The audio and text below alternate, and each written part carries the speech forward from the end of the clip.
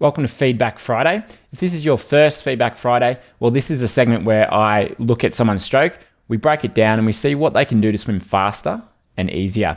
Now, we've got Daniel here, who's a 19-year-old triathlete who said he learned to swim last year, and he's around a 1:45 pace per 100 meters for his races, he said. So looking through here, first of all, having learned to swim last year, this is looking really, really good. Pretty impressive, and especially if you're down to that 1:45 with only having just learnt to swim. So that's great to see. One of the things you'll notice here from the side is that the body position, the hips and the legs are a little bit low, but he's not too far off it. Now, you will notice that that drop, all right, is here. So in terms of, all right, how low is he? Well, he doesn't need to come up a whole lot, but by bringing the hips and the legs up a little bit more, it's going to make things so much easier. And that would be at least a couple seconds per 100 that we're looking at in terms of taking off from 1:45. Now, what can be causing that? Well, I think one of the things is there's not enough use of the glutes and the lower back to help bring the legs up in the kick. So if we go through his kick slowly here, you'll see that he's using a 4-beat kick. And I think that is a really efficient way to swim when you're racing triathlon or racing longer distance. So 4-beat kick, you can see, okay, that left hand's in front. We've got 1 kick, 2, 3, and then 4. And then we're back to the start there. So that's a 4-beat kick. So what I'd be looking to do here doesn't necessarily need to change what the left leg is doing. That one's moving through pretty well. It's more the right leg that just tends to sit a little bit low. So you can see this position here. All right, that's fine to complete the down kick there. But as he comes up through here, he doesn't get much lift through that leg. So it ends up just staying down a little bit too low through the stroke. And you can see it kicks less than the left leg. That's fine. It's okay to have one leg kick not quite as big. But I'd just be looking to use the glutes a little bit more to bring the leg up slightly straighter on some of those up kicks, like you can see in this video here. So notice here that this is a 4-beat kick also, but have a look at the difference with that up kick. So there's a straighter leg position. So really using the glutes to bring the leg up somewhat straight in the upward kick. That's what he needs to do in order to reduce the drag and make that right kick a little bit more effective and just reduce the drag. So that's going to be one thing that will contribute to improving the body position. One of the other things can be head position. Now you'll notice that here he may be looking a little far forwards as well. So that's a little bit further forwards than 45 degrees. So we call that 45 degrees. He may want to just look slightly further down, and it might just reduce some of that arch in the lower back. So if you are tight through the lower back, or you do look too far forwards, then one of the things you can do is look slightly further down, and it should just bring the hips up a little bit more as well. Each person is different, and head position is one of the things that can contribute to better body position, that horizontal position that we want to get to. But it does look like, the eyes are a little bit far forwards, and there's a good chance that's impacting his hips. Now, the other thing that's probably going to contribute to improving that is what's happening out in front. Often if we get that right, that takes care of most of it. So let's have a look through the stroke here. I'm just going to put this back in full speed.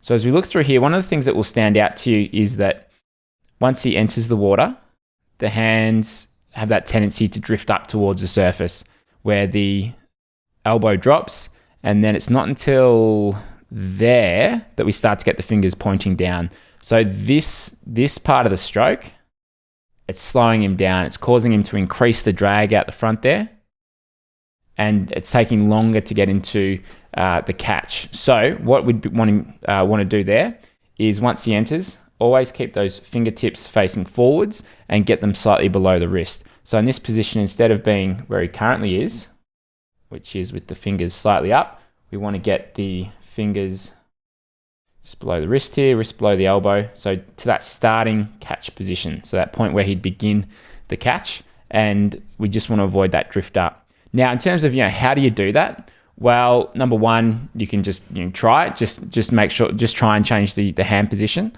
Well, a good way to practice this is doing something like a front kick drill, where you'd have both hands in front of you, and just make sure that the fingers are angling below the wrist. We call that an elevated wrist. Okay, so elevated instead of dropped. All right, we never want to drop the wrist because then you're just going to lose the big paddle that you would otherwise have when you're swimming. So we want to avoid that. We just want to get that pointing slightly further down. So that would be the second thing. So first thing we've looked at is the kick, just improving the kick a little bit by getting the legs to come a bit higher in that upwards kick. Second thing we want to do here is just adjust and fix the reach position, reach phase out there. That's going to reduce the drag because you can see how much that's going to slow him down. Now the next thing that we'd look to do is just refine the catch and the pull a little bit. So if we have a look through here from the side, you'll see that, okay, as he's moving through, he moves through it pretty well. It's not a bad position by any means. The elbow's what we call slightly dropped, but I think he just goes a little bit deep. And we'll look at that from the front.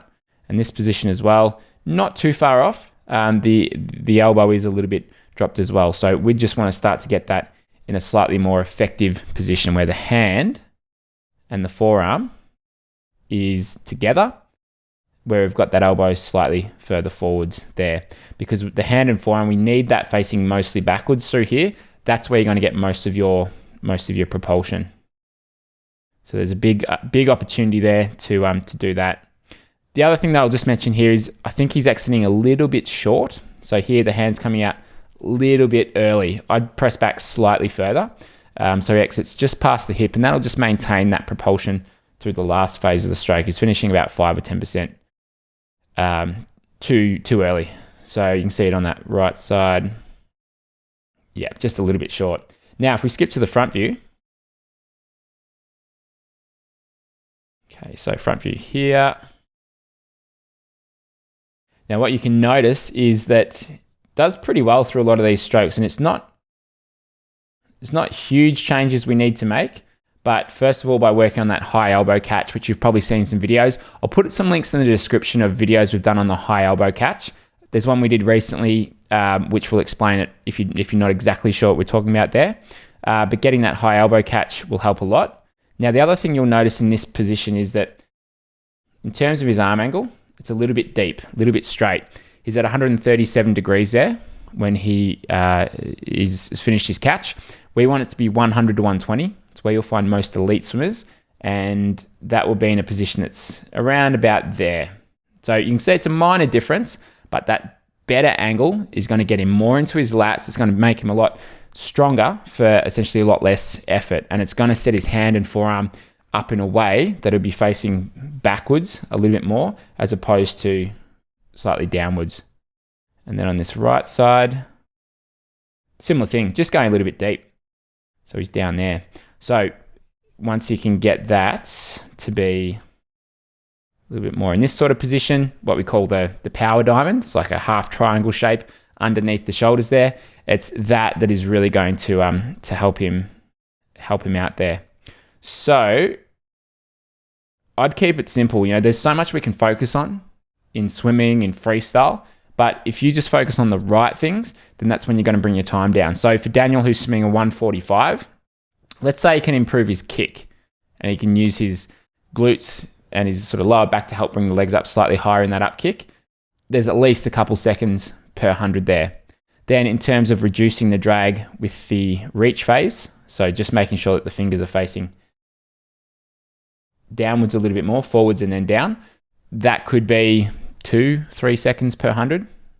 And then in terms of the catch, well, look, that's where he'll probably find the most improvement.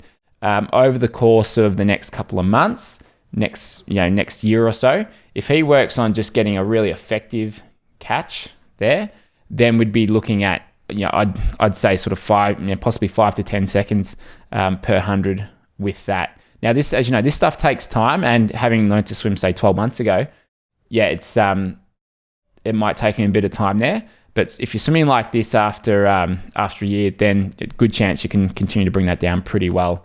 And the other thing that we'd then probably want to look at is stroke rate, and what's his stroke rate when he's racing, when he's swimming at race pace. That's another option. But right now, these are the main things that I'd look at, and we want to focus on what's going to make the biggest difference for most people, and this would be it.